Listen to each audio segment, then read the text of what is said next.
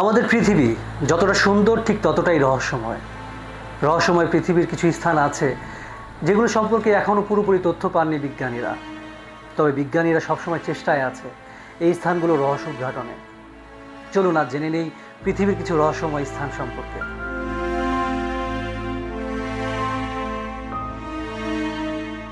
জাপানের আওকিগারা জঙ্গলটি একটি রহস্যময় ভূখণ্ড। এটা জাপানের ফুজি পর্বতের পাদদেশে অবস্থিত। ৩,৫০০ হেক্টর স্থান জুড়ে অবস্থিত এই জঙ্গলটি কোঁকড়ানো ও মোচড়ানো গাছপালায় পূর্ণ। গোটা এলাকাটি ভূতপ্রেতের অবাধ বিচরণ ভূমি বলে স্থানীয় জনগণের বিশ্বাস। দুর্ভাগ্যজনকভাবে স্থানটি বিশ্বের দ্বিতীয় বৃহত্তম আত্মহত্যার স্থান হিসেবে পরিচিত। 50-এর দশক থেকে এই পর্যন্ত 5 শতাধিক লোক এখানে আত্মহত্যা করেছে।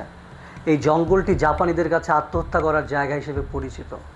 প্রতি বছর এখান থেকে প্রায় 100 খানেক মৃতদেহ উদ্ধার করা হয়। জাপানি নথিপত্রের হিসাব অনুযায়ী 1988 সাল পর্যন্ত এখানে গড়ে প্রতি বছর 100 লাশ পাওয়া গিয়েছে। 1998 সালে 74টি, 2002 সালে 78টি লাশ পাওয়া যায়। 2003 সালে এই সংখ্যা 100-তে গিয়ে পৌঁছায়। পরবর্তীতে 2004 সালে 108 জন ব্যক্তি নিজেদেরকে এখানে হত্যা করে। 2010 সালে প্রায় 247 জন ব্যক্তি আত্মহত্যার উদ্যোগ নিলেও মাত্র 54 জন সফল হয়েছিল। বর্তমানে দেশটির স্থানীয় সরকার এই হিসাব প্রকাশ করা বন্ধ করে দিয়েছে। আত্মহত্যা নিরুৎসাহিত করবার জন্য এই অরণ্যের প্রবেশমুখেই লেখা আছে, your life is a precious gift from your parents and please consult the police before you decide to die. আত্মহত্যা করবার জন্য এইটি পৃথিবীর দ্বিতীয় জনপ্রিয় স্থান। আত্মহত্যা থেকে বিরত থাকার নানা পরামর্শ বা সতর্কবার্তা সাইনবোর্ডের আকারে ঝুলানো হয়েছে এই জঙ্গলের আনাচে কানাচে। তবুও প্রতি বছর গড়ে 100 জন এই জঙ্গলে এসে আত্মহত্যা করেন। অদ্ভুত রহস্যে ঘেরা এই জঙ্গলের নাম আওকিগারা।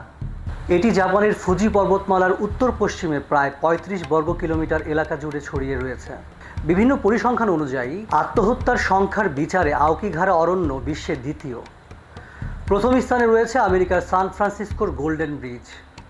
আসুন জেনে নেওয়া যাক এই রহস্যময় অরণ্য সম্পর্কে কিছু জরুরি তথ্য।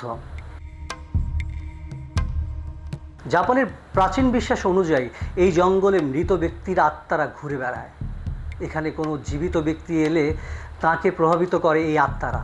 শোনা যায় 1960 সালে সেইকো মাতসুমোটো নামের এক জাপানি লেখকের 2টি উপন্যাস লিট ও টাওয়ার অফ ওয়েভস প্রকাশের পর থেকেই স্থানীয় মানুষের মধ্যে এখানে এসে আত্মহত্যার প্রবণতা বেড়ে যায়। কারণ এই উপন্যাসের 2টি চরিত্র পরিবার ও সন্তানের শুভকামনায় এই বনে এসে আত্মহত্যা করেছিল। শোনা যায় 19 শতাব্দীতে এই এলাকায় উবাসুতে নামে এক অদ্ভুত রীতি পালিত হতো। এই রীতি অনুযায়ী মৃত্যু পথযাত্রী বৃদ্ধাদের এই জঙ্গলে এসে ছেড়ে চলে যেতেন তাদের পরিবারের লোকজন। এরপর এখানেই মৃত্যু হতো তাদের। স্থানীয়দের মধ্যে এখনও অনেকে বিশ্বাস করেন এখানে মৃত বৃদ্ধাদের আত্মারা এখনও এখানে ঘুরে বেড়ান। 1988 সাল থেকে এই পর্যন্ত গড়ে প্রতি বছর 100 জন এই জঙ্গলে এসে আত্মহত্যা করেছেন। 2002 সালে এই জঙ্গলে 78টি মৃতদেহ পাওয়া যায়। 2003 সালে এই সংখ্যা বেড়ে দাঁড়ায় 100-এ। 2004-এ এই সংখ্যাটা বেড়ে দাঁড়ায় 108 জনে। এরপর থেকে স্থানীয় প্রশাসন মৃতের সংখ্যা প্রকাশ করা বন্ধ করে দেয়।